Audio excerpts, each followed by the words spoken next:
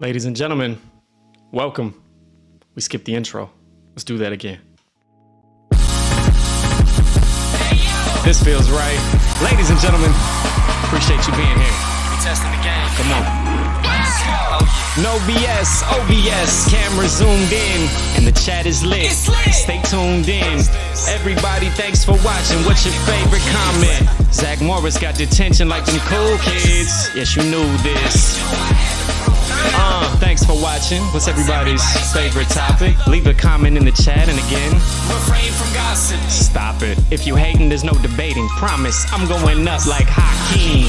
Can't wait to block you. Sorry, nah dog, cause this a party. Get your popcorn ready. We about to get it started. I'm super grateful. Thank you all for being with me. How we looking? Am I good? Sitting pretty. I'm elated that you would take time to kick it with me. And I ain't famous, so I'm grateful for the subs you gifted. Shout out to Shadow. I know my guy is always listening. And I appreciate the bits, fire emojis. Kevin, let's get it. I'm gonna give you what you came to see. Just hit that follow button for me and we can proceed. An OG, Child's High class of 03. Shout out to everybody back home and those that's in the stream. I love you. Let's go. Let's go. Testing the game. Oh, yeah. Yeah, not without their hiccups. You know what I mean? Forgive me, I'm over here playing with the Stream Deck. We got a couple of new features that I'm really geeked about. Last week we tried to make this work, but it didn't. Let's see if we can make it happen. Yeah! Round of applause for that. Let me know if those sounds are now coming through. Chat, I'd appreciate it. I'm hoping that they are. Yeah? All right. So here we are. And it's a different day. Normally I stream on the weekends. Today happens to be Thursday, or Torsdag, as a matter of fact. And the reason why is because in Norway, Easter is an extended holiday. Shout out for that. Grateful. So yeah, it's like a 4-day week, 5-day weekend, something like that. So Thursday, Friday, Saturday, Sunday, and then Monday. I know, super lucky and grateful. And Norwegians, by and far, are not a religious people, not that I know of, but they do take advantage of the holidays as they're able. So there is a culture here where Norwegians, those that can, go to what's called hytte, right? Hyttetur, which translates to like cabin and cabin trip. So I've had the privilege of attending a couple of cabins for Easter, and if ever any of those people see this, I miss y'all, and thank you for those experiences. Yeah, so Easter's dope. So here's a little bit of Norwegian for you. In Norway, we would say God påske, and I don't know if I'm pronouncing that greatly, but God påske, and that translates to like Happy Easter. So there you go, you're learning a little Norwegian. I already gave you hyttetur, which is cabin trip. I'll give you one more because this is also a very popular pastime. Gå på ski. Gå på ski, which kind of translates to go skiing, because skiing is super popular here. In fact, not long ago, I saw, I think it was like the World Cup of cross-country skiing or something like that. And Norway took, I think, like the top 15 places. Like, it wasn't even close. You'd have thought it was just a Norwegian event. So shout out to Norway. They're all about the skiing. But and that's why we got the ski tracks in the background, and certainly the snow falling. It's still very much snowing where I'm at in Tromsø. So yeah, so I'm happy to be with you on a Thursday. And look, I hope that this is evidence of my dedication to this little stream channel thing we got going on. Not only do I have wonderful new sound effects going on, excuse my Americanness, but I've also updated my panels. I didn't have any panels previously, and I'm quite proud of that because I'm not a graphic designer or a graphical artist by any stretch of the imagination. But I did spend some time. There are a lot of free sites online where one can create and design modest banners and the like. And so that's what I did. And I tried to theme it according to my, I know, he's trigger happy. Sorry about that. One more. Dang. That's my piece, man. Yeah, with that being said, I'm proud of the banners that I made. Again, not a graphic artist. I hope you dig it. And then I had to spend the time crafting the details for each of those sections. So there's an about me. We got some rules going on. There's a special shout out. And I know he's in the chat. So my guy. Hey. Shout out to you, bro. All right. So yeah, and not for nothing, today's stream is going to feature what could be the first of many such featurettes. And you asked for it, so I'm going to deliver. For those that might have been tuned in or saw our last stream, the chat had asked me to read an excerpt from one of the books that I had just finished when traveling home from London. And reluctantly, I obliged. We did it. It wasn't my best performance, but it gave us a taste as to what could be. And so I asked a couple of people whom I'm close with and whose opinions I value, and everybody seemed to suggest, hey, you've got nothing to lose. And the truth is that I need features to beef up these streams. Otherwise, what am I really doing? What am I talking about? I'm only going to be able to tell you about so many movies that I've seen or, new series that I've watched, etc.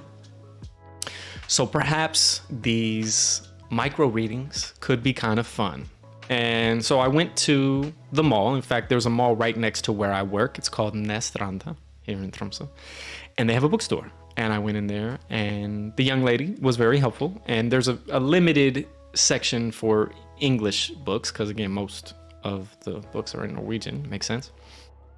And I told her what the objective was and what we were trying to do. And again, she was quite helpful, though she admitted that science fiction, fantasy, and the like wasn't really her preferred genre. She was more into teen romance. Apparently that's really popping. Apparently there's a huge following on TikTok. They call it Book Talk.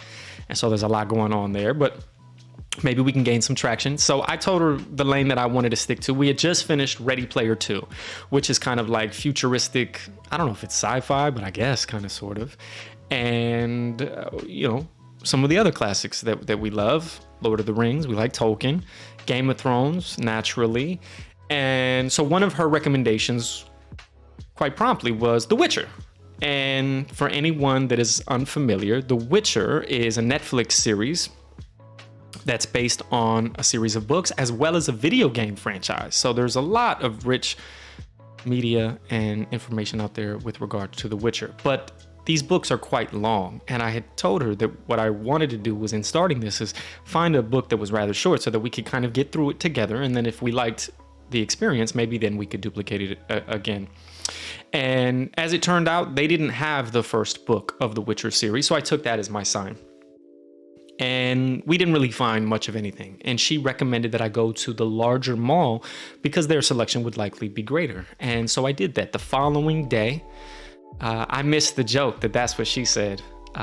But you keep them coming, brother. I got something special for you. Just a little bit. Hey.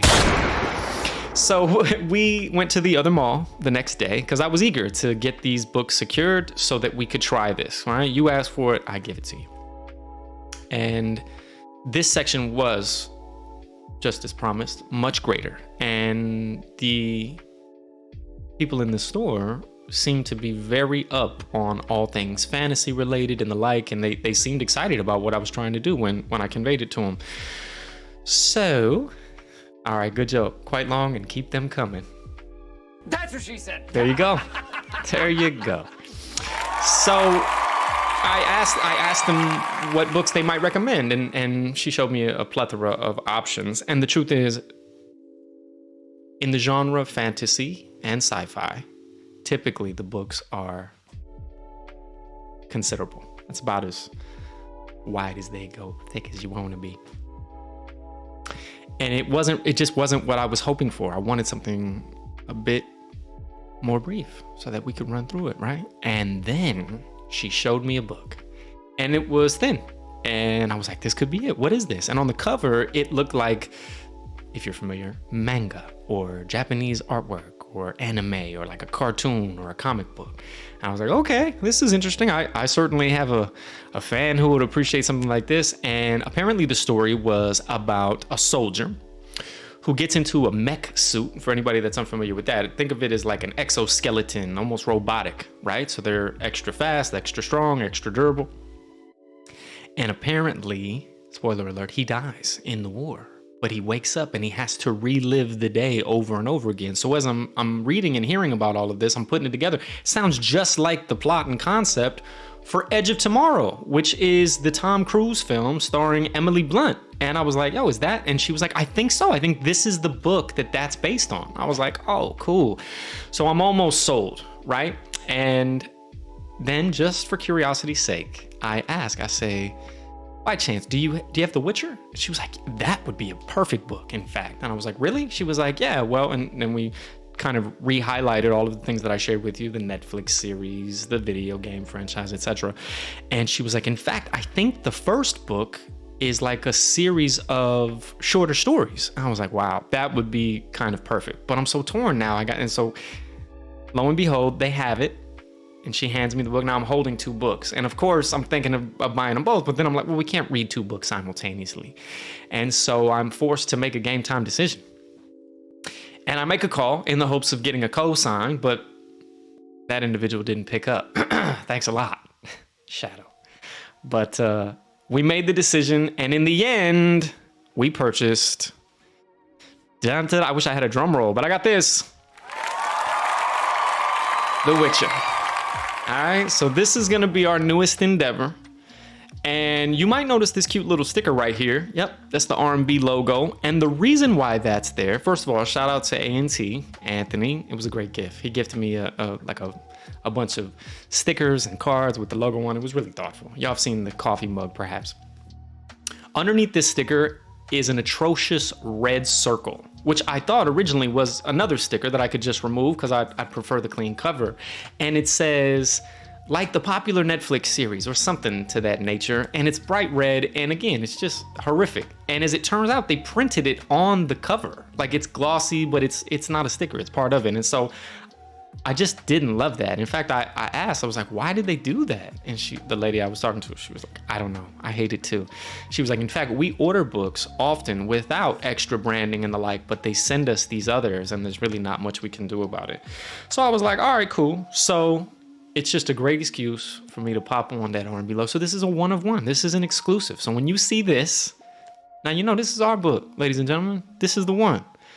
So there's that. But if ever you're looking for the book to follow along or you want the cover too, there's a big red Netflix branding here, which is pretty trash. So there you go. We bought the book. Now I guess the next thing to do is to start this thing. So my mother has a saying. She's a filmmaker and a television producer, amongst many other things. And growing up, she would tell us, I don't do schlock TV. And when you're a young kid, you don't really know what that means. But come to find out, basically it means we don't do whack stuff, okay? When we do something, we go all in. It's 100% or nothing. So I thought, well, if we're gonna do this, if we're gonna read this book, we have to have a vibe. It's gotta be a theme. I can't just do the lo-fi, snowy, Trumpso experience. She's a wizard, Abby. You're absolutely right, isn't it? Shout out to Chusha. And I hope she tunes in one of these days and can participate. That would be cool. So where am I going with this? Well, as I said, I'm dedicated to y'all. I'm dedicated to this stream. I want it to be as great as it can be. It's kind of a gift and a curse, quite frankly. As I've shared with you before, I'm a Virgo. I'm a perfectionist by nature. So I don't know how to half-heart anything, okay? If I'm gonna read you a book, it's gotta look and feel like that. So, without further ado, ladies and gentlemen, I'd like to introduce you to your newest scene and our setting for The Witcher, Geralt of Rivia. Ooh. Huh? You dig it? And there's our book with the logo. How cool is that? So I had to kind of explain what that sticker was all about in case anybody was wondering, because otherwise you might be like, why did he put his logo on the book? Ugh. But no, there's rationale and reason for that. So Geralt of Rivia, I believe, and we'll learn together, is kind of the main character of this series and franchise. and he's a witcher.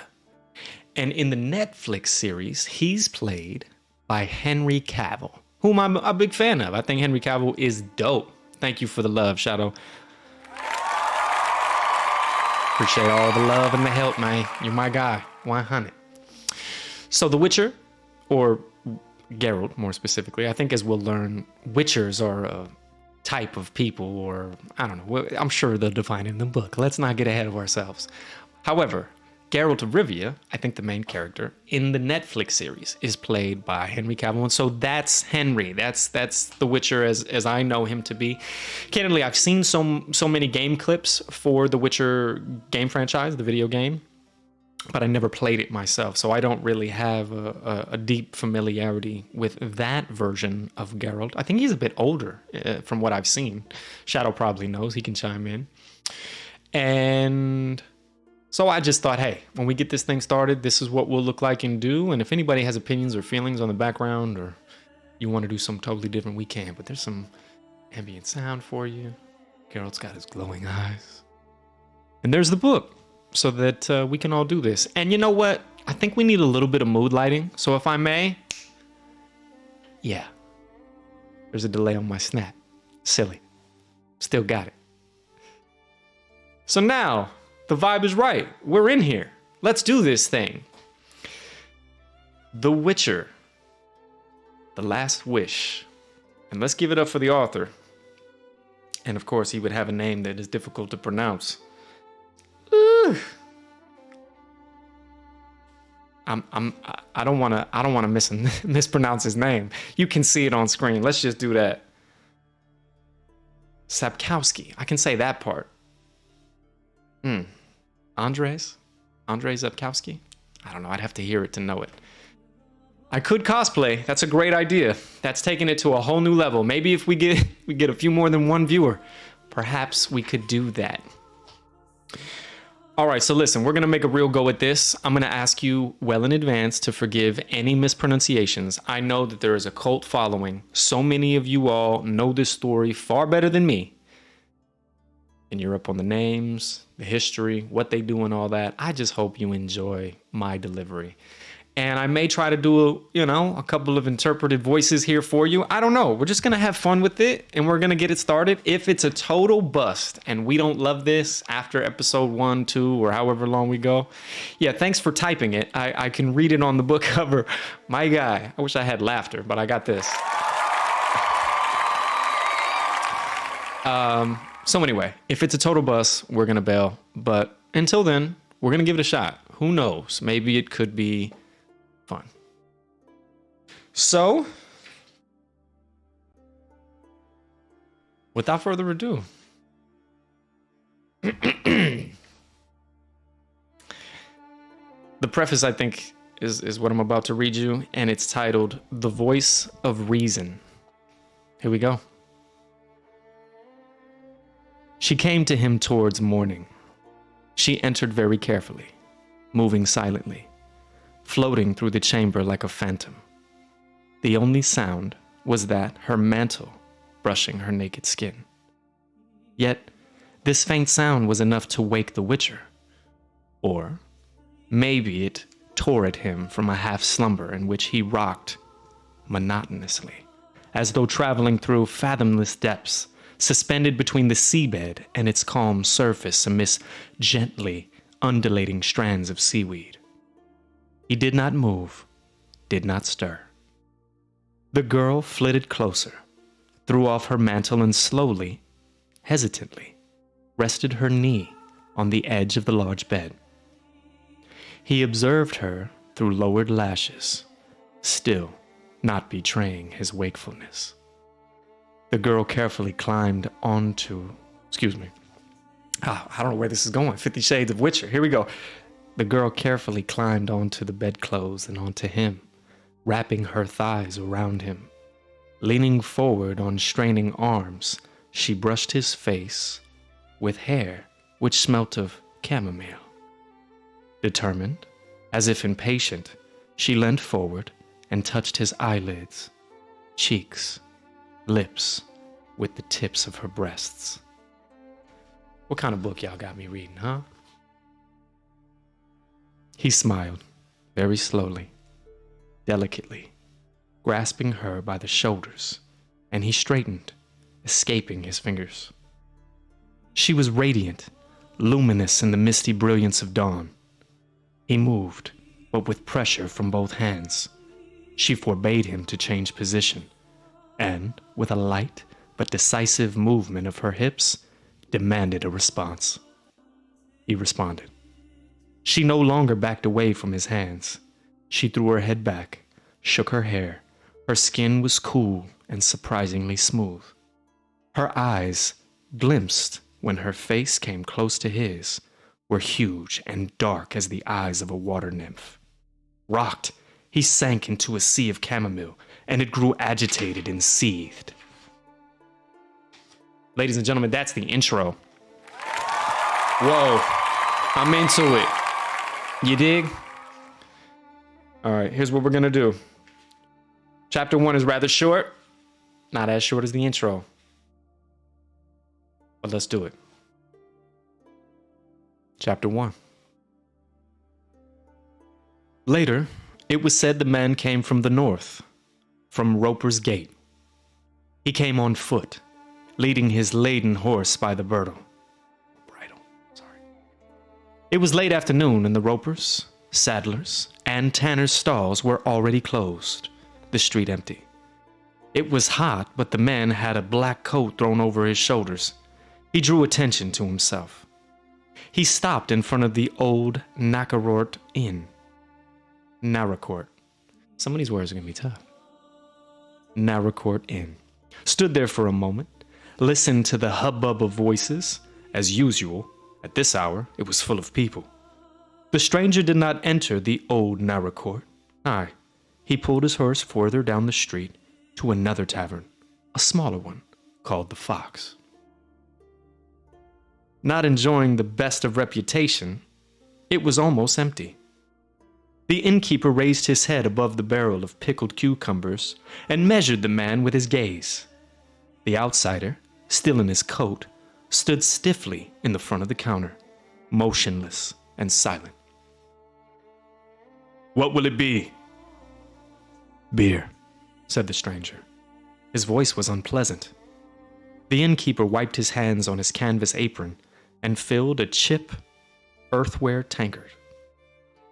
The stranger was not old, but his hair was almost entirely white. Beneath his coat, he wore a worn leather jerkin laced up at the neck and shoulders. As he took off his coat, those around him noticed that he carried a sword, not something unusual in itself. Nearly every man in Wisdom carried a weapon, but no one carried a sword strapped to his back as if it were a bow or a quiver. The stranger did not sit at the table with the few other guests. He remained standing at the counter, piercing the innkeeper with his gaze. He drew from the tankard. "I'm looking for a room for the night." "There's none," gaunted the innkeeper, looking at the guest's boots, dusty and dirty. "Ask at old Narakort." "I would rather stay here." "There is none." The innkeeper finally recognized the stranger's accent. He was Rivian. "I'll pay." The outsider spoke quietly, as if unsure, and the whole nasty affair began. A pock-marked beanpole of a man who, from the moment the outsider had entered, had not taken his gloomy eyes from him. He got up and approached the counter. Two of his companions rose behind him, no more than 2 paces away. "There's no room to be had, you Rivian vagabond," raped the pock-marked man, standing right next to the outsider. "We don't need people like you in Wisdom. This is a decent town." The outsider took his tankard and moved away. He glanced at the innkeeper, who avoided his eyes. It did not even occur to him to defend the Rivian. After all, who likes Rivians? "All Rivians are thieves," the pockmarked man went on, his breath smelling of beer, garlic, and anger. "Do you hear me, you bastard?" "He can't hear you. His ears are full of shit," said one of the other men with him, and the second man cackled. "Pay and leave," yelled the pocket man. The pocked man. Apparently he's got pocks on his face. Only now did the Rivian look at him. I'll finish my beer. We'll give you a hand, the pockmarked man said to himself. He knocked the tankard from the stranger's hand and simultaneously grabbing him by the shoulders, dug his fingers into the leather strap which ran diagonally across the outsider's chest. One of the men behind him raised a fist to strike. The outsider curled up on the spot, throwing the pockmarked man off balance. The sword hissed in its sheath and glistened blissfully in the dim light. The place seethed. A lot of peas and pup.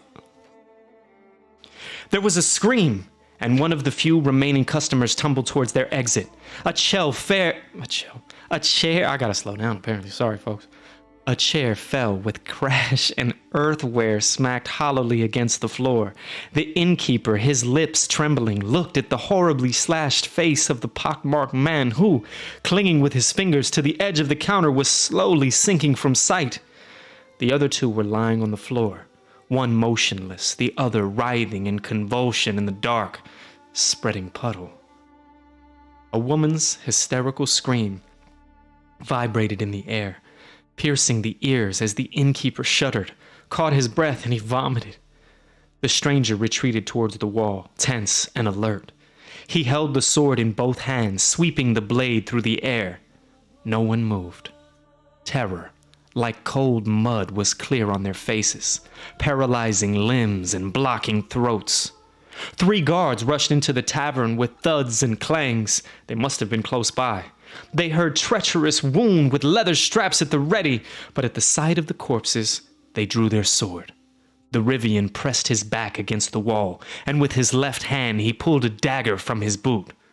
"Throw that down!" one of the guards yelled with a trembling voice. "Throw that down, you thug! You're coming with us!" The second guard kicked aside the table between himself and the Rivian. "Go get the men, Trekska!" he shouted to the third guard, who had stayed closer to the door. "No need," said the stranger, lowering his sword. "I'll come by myself." "You go, you son of a bitch, to the end of a rope!" yelled a trembling guard. "Throw that sword down or I'll smash your head in!" The Rivian straightened.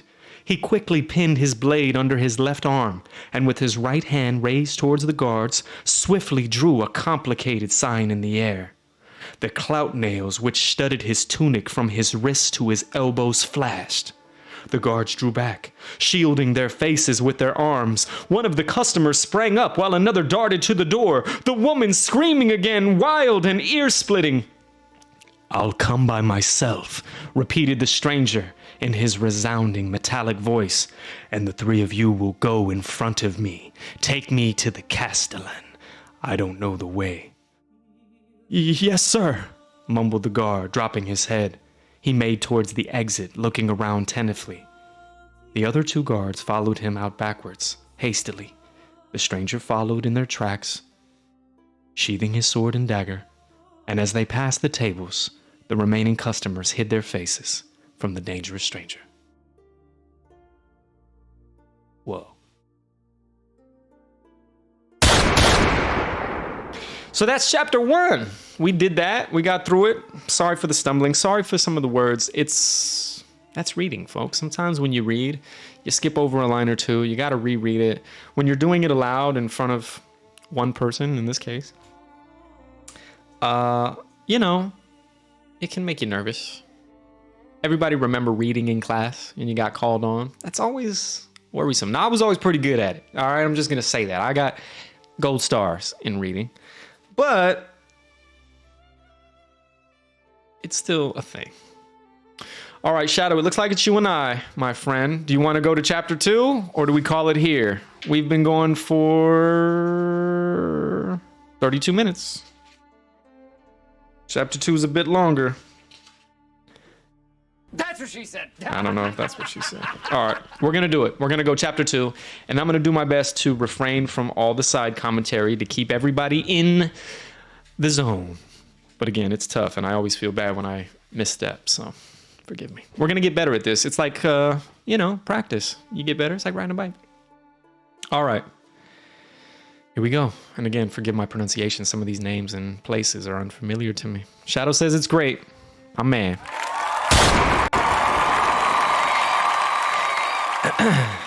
Chapter 2.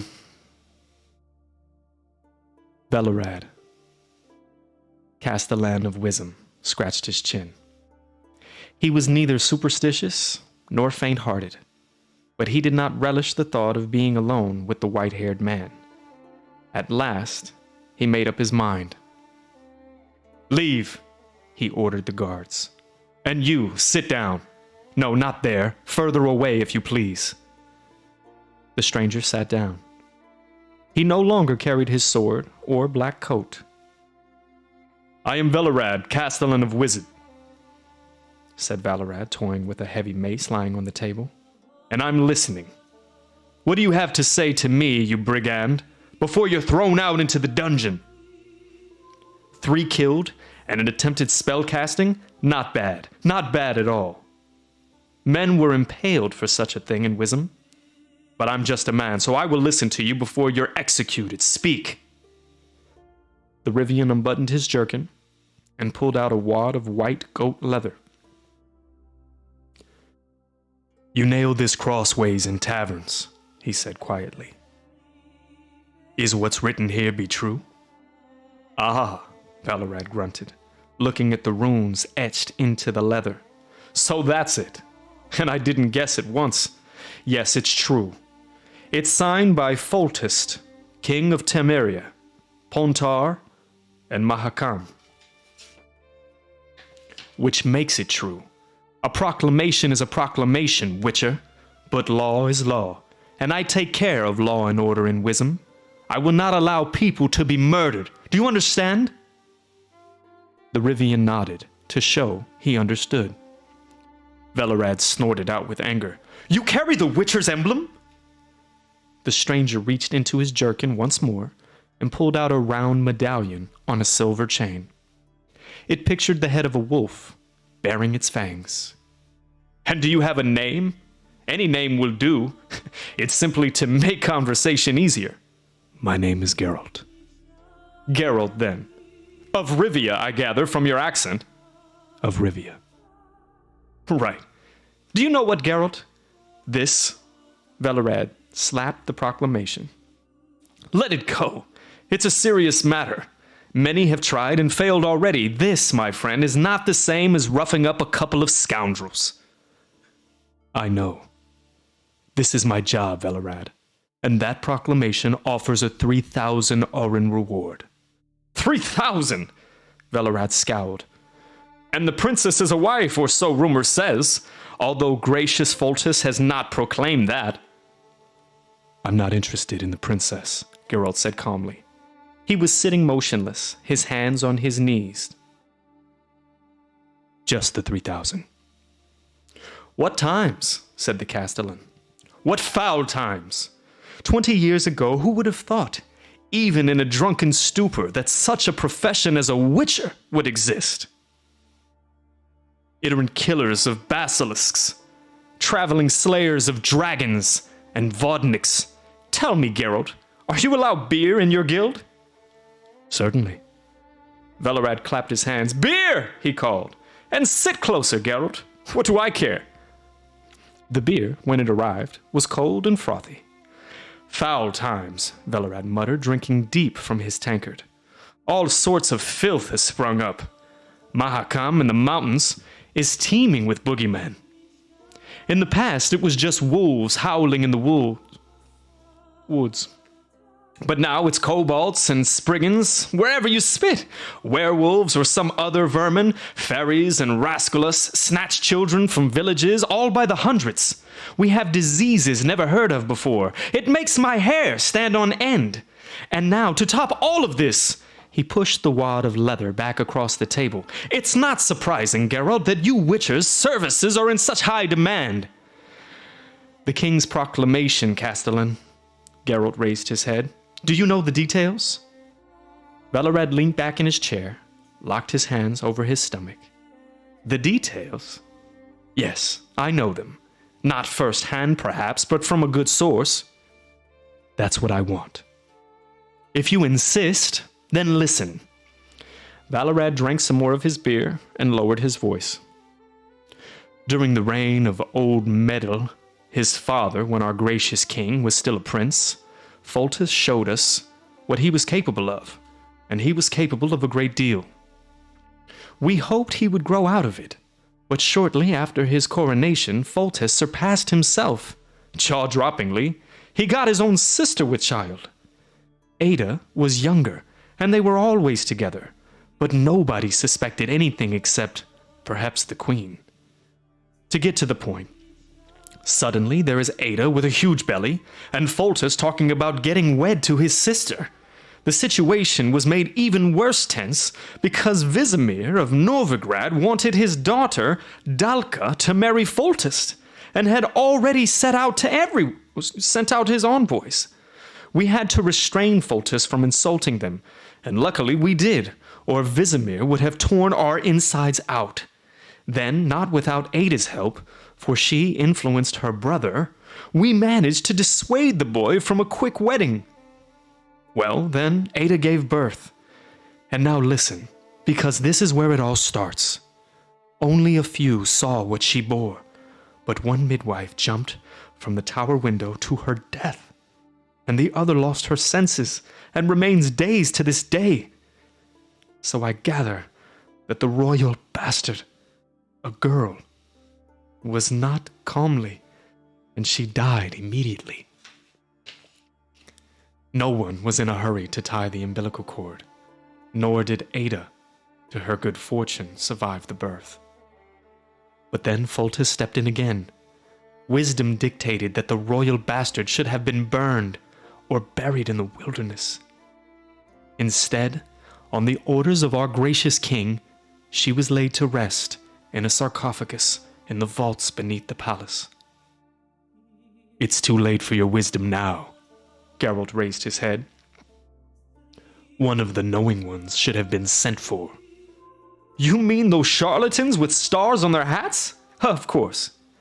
About 10 of them came running later, when it became known what lay in the sarcophagus, and what scrambled out of it at night. Though it didn't start manifesting straight away, oh no. For 7 years after the funeral there was peace. Then, one night, it was a full moon. There were screams in the palace, shouting and commotion. I don't have to tell you, this is your trade and you've read the proclamation. The infant had grown in the coffin, and how? Grown to have incredible teeth. In a word, she became a striga. Pity you didn't see the corpses as I did. Had you, we would have taken a great detour to avoid Wisdom, Geralt said silently. Then, as I was saying, Geralt continued, Foltest summoned a whole crowd of sorcerers. They all jabbered at the same time and almost came to blows with those staffs that they carry, to beat off the dogs, no doubt, once they've been set loose on them. Then I think regularly they are. I'm sorry, Geralt. If you have a different opinion on wizards, no doubt you do in your profession, but to me, they're all swindlers and fools. You witches inspire greater confidence in men. At least you're more straightforward. Geralt smiled, but didn't comment. But to the point. The Castellan peered into his tankard and poured more beer for himself and the Rivian. Some of the sorcerers, their advice, it didn't seem so stupid. One suggested burning the striga together with the palace and the sarcophagus. Another advised chopping her head off. The rest were keen on driving aspen stakes into her body during the day, when the she-devil was asleep in her coffin, worn out by her night's delights. Unfortunately, one, a jester with a pointed hat and a bald pate, a hunchback hermit, he argued it was magic. The spell could be undone and the striga would return into the Foltest's little daughter, as pretty as a picture. Someone simply had to stay in the crypt throughout the night, and that would be that. After which, can you imagine such a fool? He went to the palace for the night. Little of him was left in the morning, only, I believe, his hat and maybe his stick. But Foltest clung to this idea like a blur to a dog's tail. He forbade any attempt to kill the striga and brought in the charlatans from all corners of Wisdom to reverse the spell and turn her back into a princess. What colorful company! Twisted women, cripples, dirty and louse-ridden, it was pitiful. They went ahead and cast spells, mainly over a bowl and tankard. Of course, some were quickly exposed as frauds by Foltest or the council. A few were even hung on palisades, but not enough of them. I would have hung them all. I don't suppose I have to say that the Strigga, in the meantime, was getting her teeth into all sorts of people every now and again and paying no attention to the fraudsters and their spells, or that Foltest was no longer living in the palace. No one lived there anymore. Velerad paused, drank some beer, and the Witcher waited in silence. And so it's been for 7 years, Geralt, because she was born around 14 years ago. We've had a few other worries, like war with Vizimir or Novigrad. Fought for real, understandable reasons, over the border posts, not for some princess or marriage alliance. Foltest sporadically hints at a marriage and looks over portraits from neighboring courts, which he then throws down the privy. And every now and then, his mania seizes hold of him again, and he sends horsemen out to look for new sorcerers. His promised reward, the 3,000. It has attracted any number of cranks, stray knights, and even a shepherd known throughout the whole region as a cretin. May he rest in peace. But the Strigga is still doing well. Every now and again, she gets her teeth into someone. You get used to it.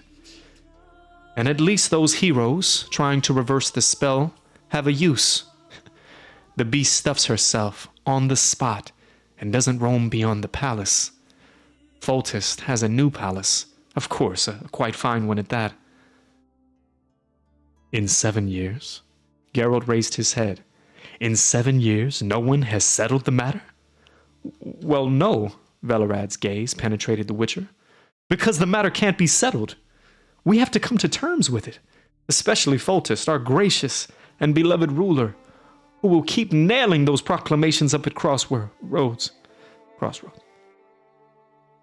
Although there are fewer volunteers now, there was one recently, but he insisted on the 3,000 in advance. So we put him in a sack and threw him in the lake. There's still no shortage of fraudsters, then? No, far from it, the Castellan agreed without taking his eyes off the Witcher. That's why you mustn't demand gold in advance when you go to the palace. If you go, I'll go.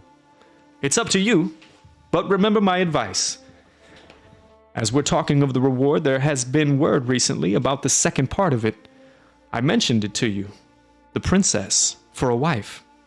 I don't know who made it up, but the Strigga looks to be the way they say, then it's an exceptionally grim joke. Nevertheless, there's been no lack of fools racing to the palace for the chance of joining the royal family. 2 apprentice shoemakers, to be precise.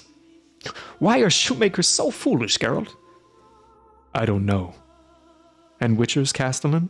Have they tried? There were a few, but when they heard the spell was to be lifted and the Strigga wasn't to be killed, they mostly shrugged and left. That's one of the reasons why my esteem for Witchers has grown, Geralt. And one came along, younger than you, in fact. I forget his name, if he gave it at all. He tried. And?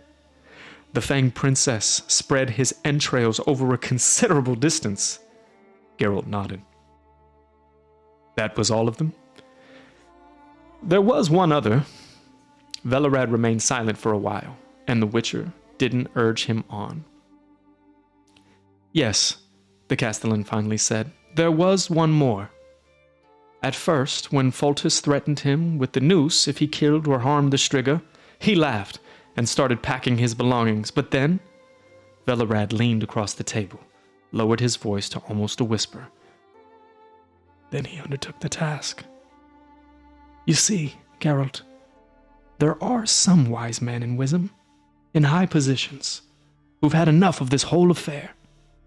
Rumor has it that these men persuaded the Witcher, in secret, not to fuss around with spells, but to batter the Strigga to death and tell the king the spell had failed, that his dear daughter had been killed in self-defense, an accident at work. The king, of course, would be furious and refuse to pay the open reward, but that would be the end to it. The witty Witcher replied, we could chase Striggers ourselves for nothing. Well, what could we do? We collected money, bargained. But nothing came of it. Geralt raised his eyebrows. Nothing, repeated Valorad. The Witcher didn't want to try that first night. He trudged around, lay in wait, wandered about the neighborhood. Finally, they say, he saw the Strigga in action, as she does not clamor in her crypt just to stretch her legs. He saw her and scarpered that night without a word.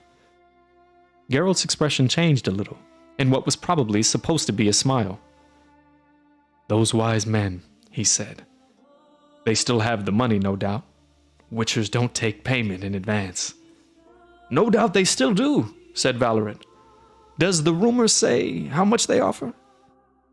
Valorad barred his teeth in a smile. Some say 800. Geralt shook his head. Others, murmured the Castellan, talk of 1,000. Not much when you bear in mind that rumor likes to exaggerate, and the king is offering 3,000. Don't forget about the betrothal, Valorad mocked. What are you talking about? It's obvious you won't get the 3,000. How's it obvious? Valorad thumped the table. Geralt, do not spoil my impression of Witchers. This has been going on for more than 7 years. The Strigga is finishing up to 50 people a year. Fewer now that people are avoiding the palace. Oh no, my friend. I believe in magic. I've seen a great deal, and I believe to a certain extent in the abilities of wizards and witchers. But all this nonsense about lifting the spell was made up by a bunch of hunchback, snotty old men who lost their mind on a hermit's diet. It's nonsense which no one but Foltest believes. Ada gave birth to a Strigga because she slept with her brother. That's the truth, and no spell will help. Now the Strigga devours people, as Striggas do. She has to be killed, and that is that. Listen. 2 years ago, peasants from some god-forsaken hole near Mahakam were plagued by a dragon devouring their sheep. They set out together, battered the dragon to death with stanchions, and did not even think it worth boasting about. But we in Wisdom are waiting for a miracle and bolting our doors every full moon, or trying our criminals to take stake in front of the palace, praying the beast stuffs herself and returns to her sarcophagus. Not a bad method, the Witcher smiled. Are there fewer criminals? Not a bit of it! Which way to the palace? The new one? I'll take you there myself. And what about the wise men's suggestion? Castellan, said Geralt, why act in haste? After all, I really could have an accident at work, irrespective from my intentions. Just in case, the wise men should be thinking about how to save me from the king's anger and get those 1,500 orens, of which rumor speaks, ready. It was to be 1,000! No, Lord Valorad, the Witcher said categorically. The Witcher, who was offered 1,000, ran at the mere sight of the Strigga, without bargaining, so the risk is greater than 1,000. Whether it is greater than 1.5 remains to be seen. Of course, I will say goodbye beforehand. Geralt? Valorad scratched his head. 1,200? No. This isn't an easy task. The king is offering 3, and sometimes it's easier to lift a spell than to kill.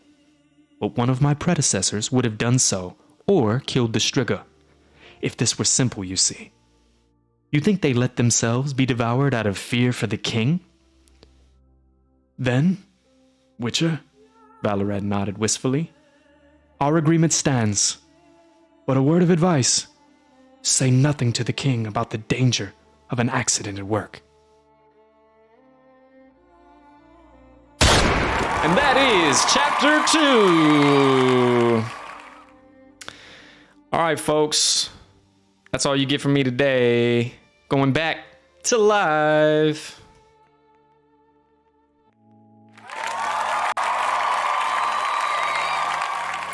Change up the mood lighting just a little bit. I don't know if anybody's still here in the chat, but if you are, I appreciate you sincerely. Gang. And yeah, so I don't know how to feel about that. I appreciate the love, Shadow. You're my guy, man. And I hope anybody else that hears it or sees it or wants to digs it too. I like it. It's a cool story.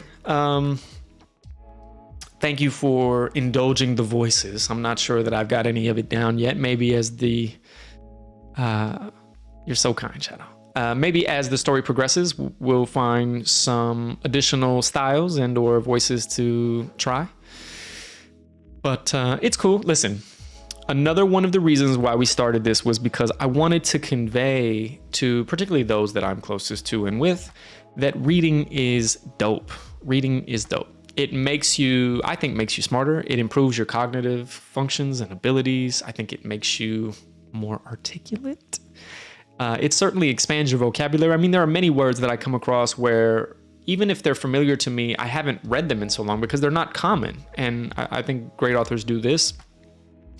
And so seeing them and being reminded of the spelling and how they are shaped and all of that, and then trying to say them to yourself, whether you're thinking it or out loud, it's all good for you. And I concede that got to promote it and advertise it on social. I will. Shout out. Most def. So that's it. I just encourage the world to read. I think it's a good look. And the trick is to read about whatever it is that you're into. In this case, I do enjoy a bit of fantasy, and The Witcher is a cool story, I think. And we're going to get into that together if you're still with me. And who knows, maybe we'll do the whole series. I don't know. I'm not making any promises, but it's fun. And yeah. And not for nothing, but I would have needed something to do during these streams. Yeah, I mean, so there you go. But I'm very proud of the progress that we've made. You know, in a very short time, we have made investments. We have a camera. We have learned OBS a bit. And again, many thanks to our brother from another mother, Shadow1311, because without his encouragement, without his support, without his guidance, I couldn't do this. So thank you. You're far too kind. There it is. But yeah, so and we spend time doing it, not really the time that we're together, because I see this as play and fun, but we spend time looking up ways to improve and make it better and what we can do to make it entertaining. And so I hope that that's the takeaway. I hope that you enjoy it. And it's an opportunity for me to plug my artistry, which is to say music. And so for anybody that doesn't know, I do music. I'm a, I guess recording artist is probably the best way you would say it. Hip hop, rap is my kind of genre or preferred lane. And you can check out the SoundCloud. The Nightbot just hit you with the plug, so there you go. I do have a couple of songs on Spotify as well. So thank you for anybody that listens and shows love and support. And I'm hopeful that at some point, I know I keep saying this, but it's true. I think about it every day. At some point, I hope that we can try to make some music together. I will likely need to invest in a new computer to do that because my current Mac won't support my DAW and OBS and streaming all this. It's a dinosaur. I mean, it's maybe 10 plus years old, if not more. So I got to do that. And so at some point, I hope we can do that together. I hope we can make a record or two and have fun doing that. And look, not for nothing, I'm super nervous about it because I don't want to come off as whack, you know? I think all the artists are a bit sensitive. And yeah, that's why I didn't release music for as long as I didn't, which is to say that I never thought that the quality of my music was good enough. And so, you know, as I gotten older, I kind of learned to get out of my own way and just trust it, because again, nobody hears the music on your hard drive, you know what I mean? And I have received some feedback for the records that have been released, and it's been relatively positive. Nobody's been super critical, although some people think that a lot of my music is the content is over sexualized perhaps, but hey, we're all adults here, I hope. And even if you're not, it's part of the world, baby. That's life, baby. But anyway, it's mostly just fun, lighthearted hip hop. You know what I mean? It's not meant to be taken so seriously. I primarily do it for me, and I'm likely my biggest fan. So If you don't dig the music, it won't break my heart completely. It ain't for you. You know what I mean? But to anybody that cares, I appreciate the support sincerely. Thank you for listening. It is what it is. It is art. Exactly. It's subjective. Thank you for saying so. I agree. So yeah, claps for that. Big ups. So we're nearly at the hour mark. Now, one of my goals, candidly, is to get to affiliate status. So on Twitch, you have affiliateship, you have partnership. And I believe that in order to attain affiliate status, we have to have 50 followers. Woo, that's a lot, ain't it? 50 followers. And you have to stream for so many hours within a 30-day span and for so many days within that 30-day span. I think it's 7 days, though not necessarily consecutive, and then so many hours in total. And then the last caveat, which might be the most difficult, is that we need, I think, an average of 3 viewers per episode or per stream. I don't know. Shadow could probably articulate that a bit better, but for someone like me with a limited audience who streams at a time that's probably not convenient for most people, it's going to be a little more difficult, but it's all right. The reason why I'm excited about affiliate partnership or affiliateship, if I can say it that way, status may be the better way to say it, 3 to 4 consistent views. Yep. So, all right, it's going to be tough going, but we're going to try. And again, you're my guy. Thank you for being here. Every stream. Oh! So the reason that I aim for this objective is primarily because it opens up a whole new suite of features. We'll be able to have bits and points and emojis and all kinds of cool stuff. And so I'm excited about that. But we'll get there. Part of, it's a journey. It's a process. One of the things that I've learned, I'll leave you with this because it's a nugget of wisdom, if you will, and you can take it or leave it. It's a whole new world. Thank you. I don't know what the relevance of that was, but oh, I see. Shout out to Shadow. He's an affiliate, so I guess he's bragging a little bit, and it sure is. When I watch Shadow, and for those that don't, please follow my guy Shadow1311 on Twitch. As many game titles as you can think of. Very entertaining. Just recently, he revealed himself on camera. Previously, he was using like an avatar, which is super cute, and I kind of missed the little guy, but I'm much more a fan of my dude, and I think it offers an opportunity to connect more personally. So shout out to him. He's killing it. If you're not following yet, please do. Show some love and support. Yeah. But what I wanted to say to you was this. Nothing you don't already know, I'm sure. But it really is the process. The process is the prize. If I could give it to you this way and use an analogy of like a mountaintop, right? Let's say you were climbing Everest or any considerably sized mountain, right? Go with me. The goal is to get to the top, to the summit. You want to hit the peak, baby. So you pack accordingly, you probably condition yourself, you train, you gear up, you plan it out, and you make the climb. And if you're successful, you reach the summit and you get to the top, and that's wonderful. And it's certainly to be celebrated. Take it in. Hey, respect. Okay, you did it. But now watch this. What do you do next? You climb down.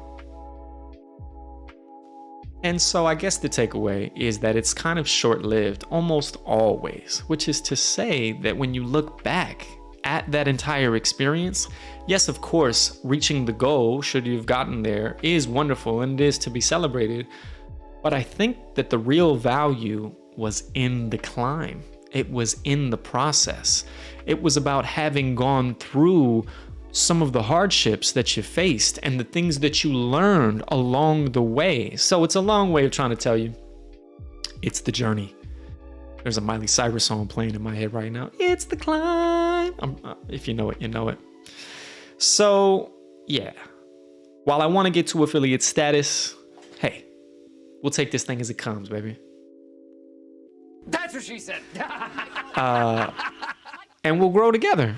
And we'll stay a community and tighten it. And listen, if it's just me and Shadow in the end, I'm cool with that. That's my dude. We're all right. Bang. And we'll keep reading. You know what I mean? It was kind of fun. I hope you enjoyed it.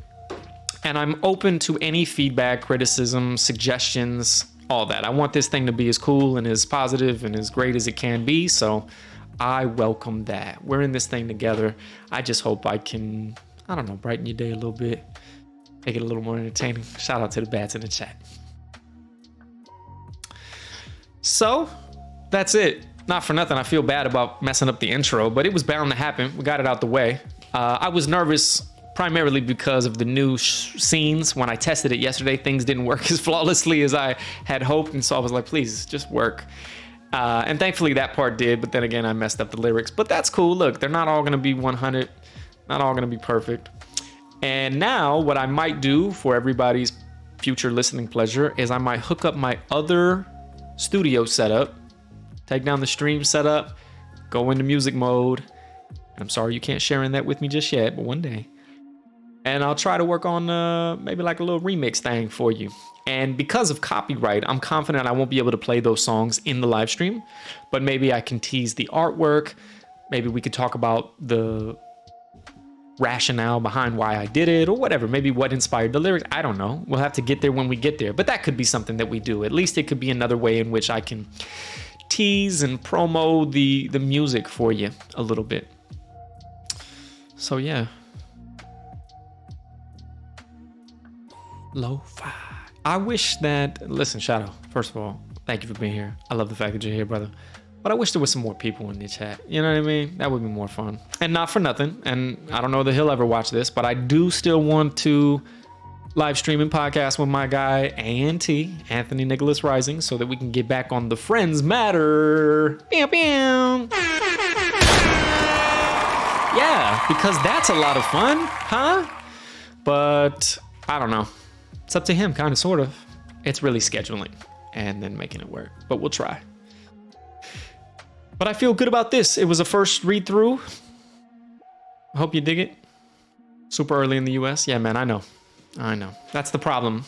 When I'm up and about and feeling active, he's still waking up. And then later on at night, I'm starting to fade and wind down. So one day we'll be back in sync and do it to it. But until then, at least now we have something to do, just the few of us. There's a music change, and perhaps that's my cue to say farewell until next time. I hope you enjoyed the read. We got through chapters 1 and 2. I like it. It feels a little bit like the series for anybody that watched it. And so I'm a little disappointed in that. I wanted something kind of new or things that I didn't know. And I'm sure we'll cover it at some point, but it's all kind of cool. Striga. Great stream. Thank you, Shadow. That means a great deal. It really, really does. And if anybody has any suggestions on additional sound effects or add-ons that we can put on this thing to make it cooler, you let me know. All right? You let me know. Okay, my friends. Until next time. Thank you again for watching. Shadow, thank you so much for being here. My man. All right, everybody. The Witcher, chapters 1 and 2. We did that thing. Ciao, ciao, Tallahassee. I think I need laughter. That'll be cool. We'll do like a sitcom laugh track. That'll be cute. All right, folks. I'm gonna hit you with my tag, and then I'm gonna hit you with the outro, baby. We gone. That's the sound you need. Ciao from Tallahassee. All right, I can do that. Ciao from Tallahassee. My man. I need the laugh track.